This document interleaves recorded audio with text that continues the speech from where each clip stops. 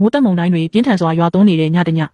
မျိုးသမီးရေမောင်းတဦးဟာဥမင်လိုင်ကောင်းထဲမောင်းဝင်လာခဲ့ပေမဲ့ကန်ဆိုးစွာပဲကားရဲရေဝင်ပြီးအင်ဂျင်ထိုးရက်သွားခဲ့ပါတယ်။ဘာမှလုပ်လို့မရတဲ့အဆုံးသူမဟာကားကိုစွန့်ပစ်ဖို့ပြင်ပေမဲ့နောက်ကကားတစ်စီးကဝုန်းကနေဝင်တိုက်မိပြီးတကားကညက်သွားခဲ့ပါတော့တယ်။သူမခန့်များအထဲမှာပိတ်မိပြီးအကူအညီတောင်းနေတော့ရေတွေကတရိပ်ရိပ်တက်လာတာကြောင့်ကားတစ်စီးလုံးနီးပါးမြုပ်ခါနီးဖြစ်လာပါတယ်။မင်းသမီးလေးဆူရှန်တယောက်အလွန်အမင်းထိတ်လန့်ပြီးကားမှန်ကိုအသေးအတန်ထူရိုက်နေတဲ့အချိန်ရေမွန်းပြီးတေလူဖြစ်ခါနီးအရေးပေါ်အခြေအနေမှာပဲမိသက်သမား2ဦးရေကိုဖြတ်ပြီးသူမစီဦးတီလျှောက်လာတာကိုတွေ့လိုက်ရပါတယ်။ကားတကားကိုဖွင့်လို့မရတဲ့အဆုံးမိသက်သမားတွေဟာကားကိုအားနဲ့မပြီးရေတိမ်ပိုင်းစီအမြန်ရွှေ့လိုက်ကြပါတယ်ပြီးတာနဲ့ခေါင်းဆောင်ဖြစ်သူကမှန်ကိုချက်ချင်းရိုက်ခွဲပြီးအထဲကမိန်းကလေးကိုဆွဲထုတ်ကဲတင်လိုက်ပါတယ်ဒါပေမဲ့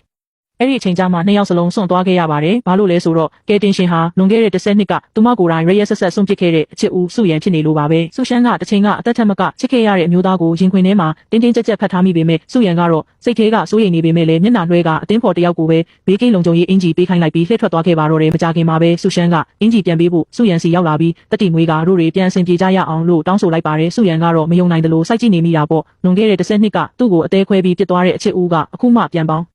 ထုတ်ဖို့လာပြောနေတာကိုသူလုံးဝလက်မခံနိုင်ပဲညင်းပယ်လိုက်ပါတယ်။မိသက်စခန်းပြန်ရောက်တော့လဲစုရန်ဟာစိတ်ရှုပ်ထွေးမှုတွေကိုမေ့ပစ်ဖို့အတွက်လေ့ကျင့်ရေးတွေထဲမှာပဲအာသွန်ခွန်ဆိုင်နှမြုပ်နေခဲ့ပါတယ်။အသင်းဖော်တွေကစုရှန်အကြောင်းစောင့်နောက်ကြပေမဲ့သူကတော့စကားဖြတ်ပြီးအေးဆက်ဆက်ပဲနေခဲ့ပါတယ်။တစ်ဖက်မှာလဲဆေးရုံကစုရှန်တယောက်ပြင်းစရာကောင်းတဲ့မိဘေးအနေရဲ့ကင်းရှင်းရေးဟောပြောပွဲကိုမဲနိုင်ပြီးတက်ရောက်ခဲ့ရပါတယ်။စုရန်ကိုတွေ့ရနိုးနဲ့ရှေ့ဆုံးတန်းမှာတွားထိုင်နေပေမဲ့ဟောပြောမဲ့သူကစုရန်ဖြစ်မလာခဲ့ပါဘူး။ဒါပေမဲ့ကန်ဂျမာကသူတို့ကိုဒီအတိုင်းပေးမဝေးပါဘူးဟောပြောပွဲအပြီးမှာပဲမြို့ပတ်လမ်းမကြီးပေါ်မှာပြင်းထန်တဲ့မတော်တဆမှုတစ်ခုဖြစ်ပွားခဲ့တာကြောင့်ဆူရှန်တို့ဆေးဘက်ဆိုင်ရာအဖွဲ့နဲ့စုရန်တို့မိသက်အဖွဲ့ဟာအခင်းဖြစ်ပွားရာနေရာကိုအတီးတီးအမြန်ထွက်ခွာခဲ့ကြပြီးပြန်ဆောင်ကြရပြန်ပါတယ်